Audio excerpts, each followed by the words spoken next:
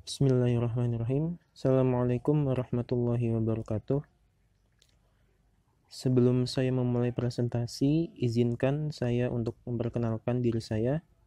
Nama saya Ahmad Sinan dengan NIM 1991916.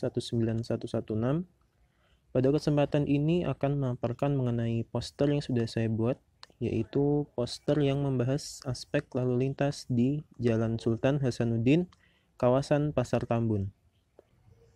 Sebagai gambaran umum wilayah Pasar Tambun, telah saya sajikan peta Kabupaten Bekasi dan peta sederhana Jalan Sultan Hasanuddin. Dari gambar tersebut bisa kita ketahui bahwa Pasar Tambun berlokasi di Kecamatan Tambun Selatan, Kabupaten Bekasi.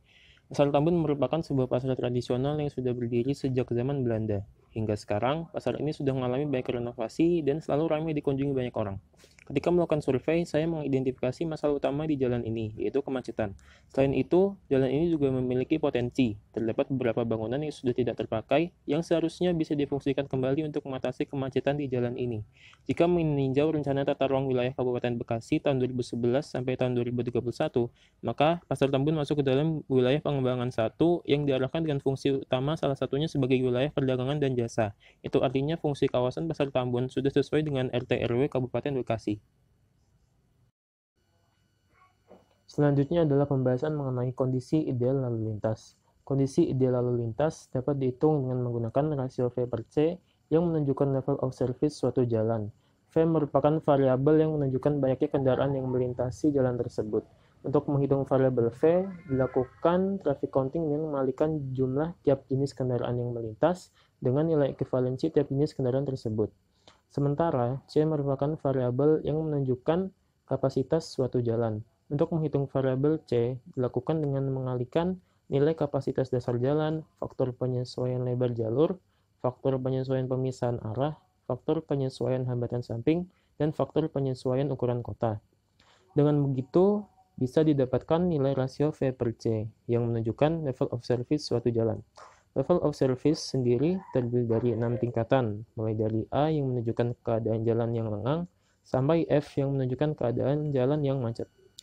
Lalu bagaimana dengan kondisi faktual di Jalan Sultan Hasanuddin? Jalan ini tergolong ke dalam jalan kolektor primer dengan level of service minimal C. Berdasarkan hasil survei traffic counting yang dilakukan pada hari Minggu tanggal 12 April 2020, didapatkan data perhitungan yang menunjukkan level of service jalan tersebut. Pada saat peak hour yaitu pukul 11 sampai 12 siang dan non peak hour yaitu pukul 6 sampai 7 pagi, level of service dari jalan ini adalah sama yaitu level A. Hal ini bisa terjadi karena traffic counting dilakukan pada masa physical dan social distancing karena adanya wabah COVID-19. Lalu bagaimana keadaan normal jalan ini? Untuk menjawabnya, bisa dilakukan dengan mengamati typical traffic pada aplikasi Google Maps. Didapatkan bahwa pada saat non-peak hour, kecepatan lalu lintas berada pada level cepat yang menunjukkan level of service A sampai B, sementara pada saat peak hour, lalu lintas berada pada level kecepatan sangat lambat yang menunjukkan level of service D sampai F. Berdasarkan data tersebut, bisa disimpulkan telah terjadi ketidaksesuaian level of service di Jalan Sultan Hasanuddin pada saat peak hour, sehingga menyebabkan terjadinya kemacetan. Kemacetan yang terjadi disebabkan oleh beberapa masalah. Yang pertama, terdapat pengemudi ojek online dan angkot yang berhenti sembarangan untuk mencari penumpang. Yang kedua, ruas trotoar berkurang karena adanya parkir liar dan pedagang kaki lima. Hal ini menyebabkan pejalan kaki harus berjalan di jalan raya sehingga menghambat arus lalu lintas. Yang ketiga, volume kendaraan yang berasal dari Jalan Mekarsari terlalu tinggi. Hal ini menyebabkan semakin meningkatnya jumlah kendaraan yang melintasi Jalan Sultan Hasanuddin. Terakhir, terdapat banyak orang yang menyeberang jalan sembarangan, sehingga arus lalu lintas menjadi terhambat. Kemudian, gagasan solusi penyelesaian masalah-masalah tersebut adalah sebagai berikut. Pertama, membatasi waktu angkot dan ojek online untuk berhenti menunggu penumpang. Kedua, membangun jembatan penyeberangan orang. Ketiga, merevitalisasi trotoar yang rusak agar bisa difungsikan kembali sebagai tempat pejalan kaki.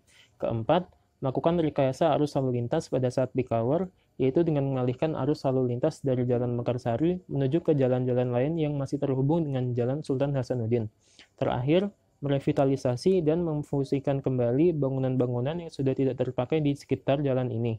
Bangunan ini bisa dijadikan sebagai tempat relokasi pedagang kaki lima yang memenuhi trotoar atau bisa digunakan sebagai halte untuk ojek online berhenti menunggu penumpang. Demikian merupakan penjelasan mengenai aspek lalu lintas di Jalan Sultan Hasanuddin, kawasan Pasar Tambun. Atas perhatiannya, saya ucapkan terima kasih banyak. Mohon maaf bila ada kesalahan. Assalamualaikum warahmatullahi wabarakatuh.